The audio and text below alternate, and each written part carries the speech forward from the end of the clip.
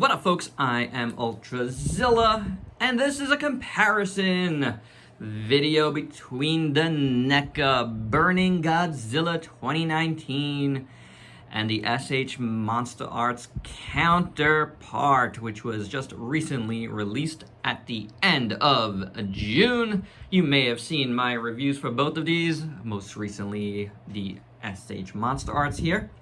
This is the Neca, if you didn't know the difference. Now, it's interesting because I said I wasn't going to do any more of these types of reviews because I just hate the arguments between, you know, the Neca fans and the Monsterarts fans. It drives me bananas. But here I am. Here I am doing it. I don't know why I wanted to do it for this one.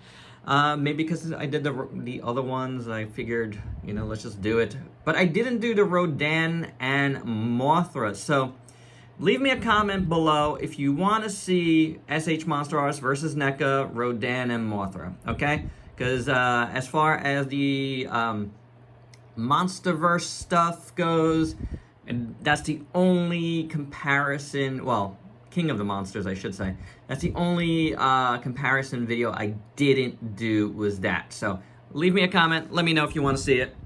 I'm game now, but only if you really want it. Now, these two, obviously, they look very different. What's gonna be interesting about this particular comparison, and I might be just going straight through it, like I just want to talk. I'll stop if I need to. But it's just, you know, a nice discussion here. This is fresh on my mind. Just recently reviewed it as part of Cyber Kaiju. This I reviewed last year. This was a Target exclusive. And I can't recall what I thought of this at this point, and I haven't watched my review back. So that might play into Neca's favor here because, you know, things change. Opinions change. I always say this.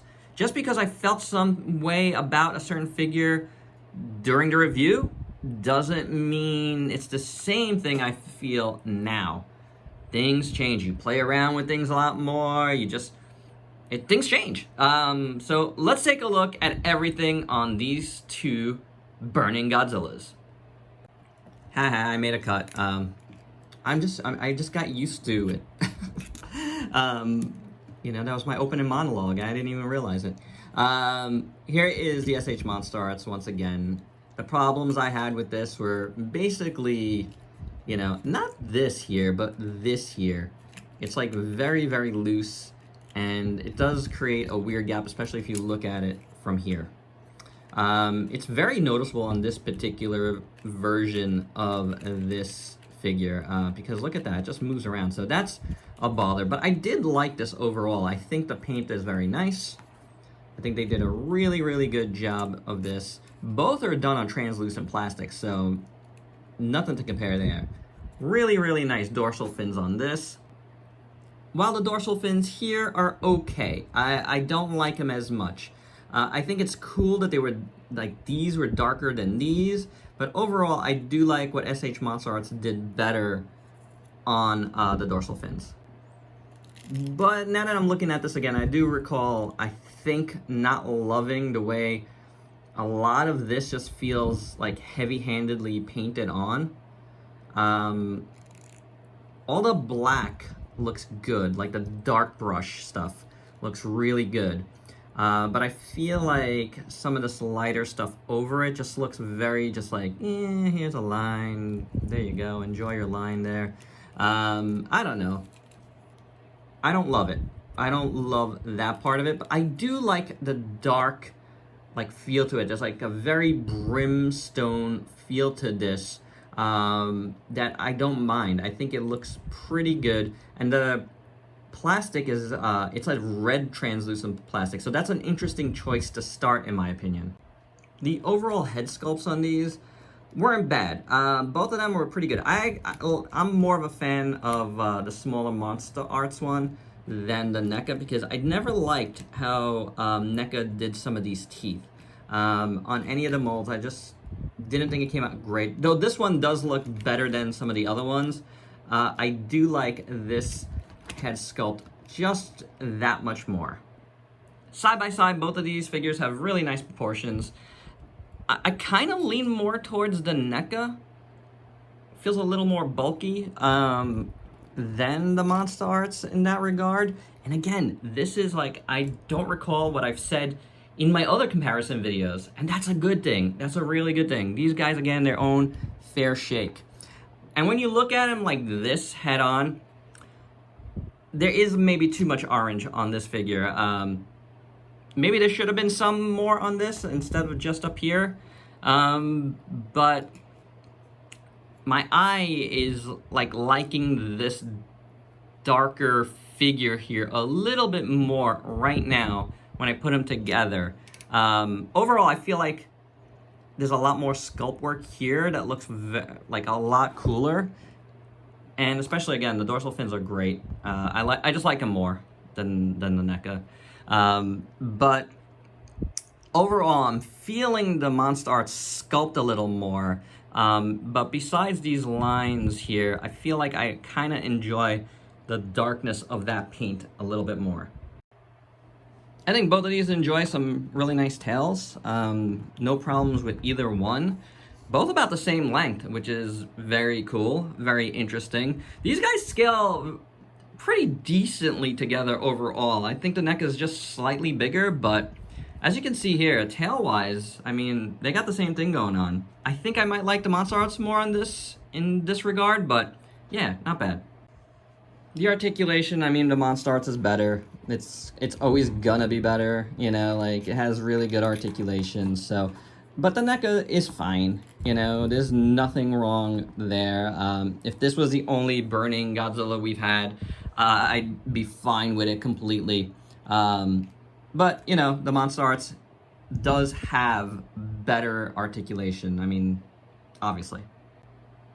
So the materials used on these guys, and I'm laughing because I started this video off saying, I'm not going to do any cuts, it's just going to be a discussion, but is what it is. I always like the Monsterarts, like, plastic over the Neca. That's been a thing for me forever, but I always say that these are more sturdy, and I feel like these are the sturdiest figures that Neca makes. I think I've had like maybe 2 like small breaks on all of my Godzilla figures from them compared to their other figures. That's a really good percentage. Monsterarts, I haven't had, well, I've had some breaks, but honestly, they've been like my fault, like some drops and stuff. But I like the plastic more, except here, because I feel like the translucent plastic that Monsterarts uses is a bit too brittle, and I'm a little scared of it. I'm scared that this, and you know, the postal version might break a little bit more than the. I don't feel like this is gonna break either, even though it is translucent plastic as well. That just feels really brittle, and you know, let's just talk about this now because this is way more expensive. That you know, is just more fun to play with. So yeah, there's that part of it. But this one was, even though this was like an exclusive, this was an exclusive too. This one is a lot easier to come by, especially right now, but in the grand scheme of things, it was just the pre-orders were open a really long time here, and you can still get it. This one's been very, very hard to get overall because it was a Target exclusive, especially early on. It was really tough to get, and then it just, I haven't seen it online at least in a long, long time.